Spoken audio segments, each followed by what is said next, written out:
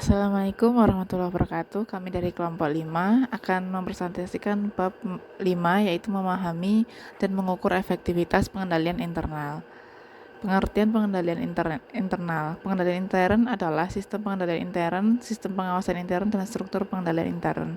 Dan definisi lainnya seperti definisi internal control menurut Joso yang dikutip oleh Hayes, definisi internal control menurut IFAK yang dikutip oleh Hayes, AICFA yang dikutip oleh kontraktor, dan menurut SA 315 LAPI 315/4.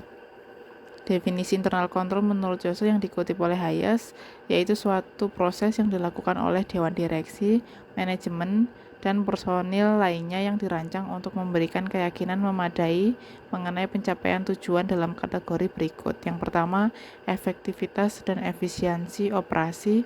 Yang kedua, keandalan pelaporan keuangan. Yang ketiga, kepatuhan terhadap hukum dan peraturan yang berlaku.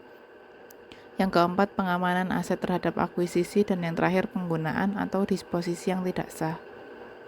Komponen internal control menurut Joso, yang pertama control environment atau kontrol lingkungan, yang kedua risk assessment atau resiko dalam tugas, yang ketiga control activities atau control procedures, information and communication, yaitu kegiatan pengendalian atau prosedur pengendalian informasi dan komunikasi, yang keempat monitoring atau pemantauan. Definisi internal control menurut IFAK yang dikutip oleh Hayes, yaitu proses yang dirancang, diimplementasikan, dan dipelihara oleh mereka yang bertanggung jawab atas tata kelola, manajemen, dan personil lainnya untuk memberikan keyakinan memadai mengenai pencapaian tujuan entitas berkenaan dengan keandalan pelaporan keuangan, efektivitas dan efisiensi operasi, dan kepatuhan terhadap hukum dan peraturan yang berlaku.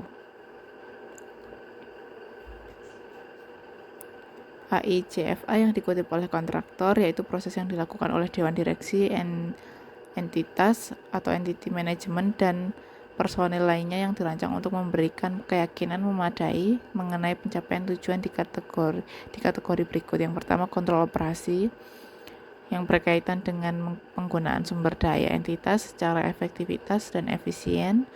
Yang kedua, kontrol pelaporan keuangan berkaitan dengan penyusunan laporan keuangan yang dapat diterbitkan. Yang ketiga, kontrol kepatuhan yang berkaitan dengan entitas suatu perundang-undangan dan peraturan yang berlaku.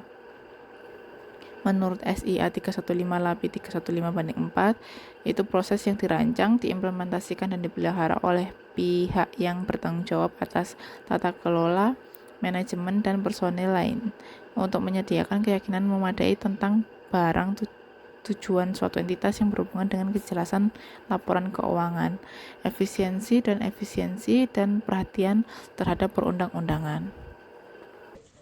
Selanjutnya, pengendalian intern terdiri atas 5 komponen menurut Standar Audit 315. Yang pertama, lingkungan pengendalian. Menetapkan corak suatu organisasi dan kesadaran pengendalian orang-orangnya.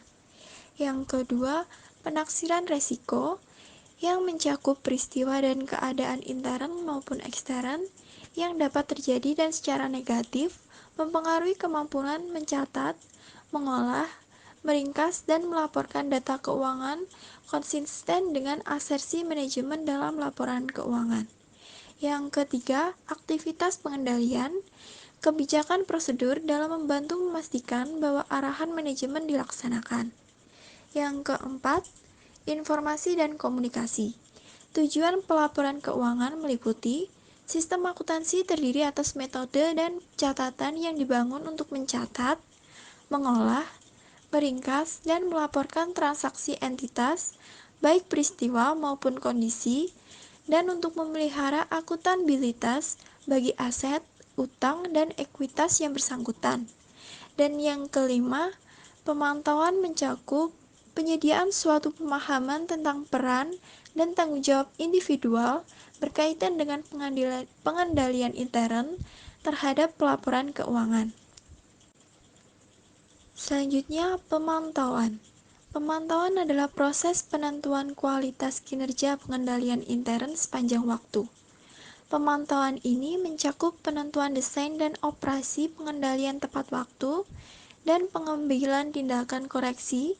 Proses ini dilaksanakan melalui tindakan yang secara terus-menerus, evaluasi secara terpisah, atau dengan berbagai kombinasi dari keduanya. Selanjutnya, hubungan pengendalian intern dengan ruang lingkup atau skop pemeriksaan. Jika pengendalian intern suatu satuan usaha lemah, maka kemungkinan terjadinya kesalahan, ketidakakuratan, ataupun kecurangan dalam perusahaan sangat besar. Bagi akuntan publik, hal tersebut menimbulkan resiko yang besar dalam artian resiko untuk memberikan opini tidak sesuai dengan kenyataan. Jika auditor kurang hati-hati dalam melakukan pemeriksaan dan tidak cukup banyak mengumpulkan bukti-bukti yang mendukung pendapat yang diberikannya. Selanjutnya, cara melakukan pemahaman dan evaluasi atas pengendalian intern. Auditor harus mendokumentasikan pemahamannya tentang komponen pengendalian intern entitas yang diperoleh untuk merencanakan audit. Bentuk dan isi dokumentasi dipengaruhi oleh ukuran dan kompleksitas entitas serta sifat pengendalian intern entitas.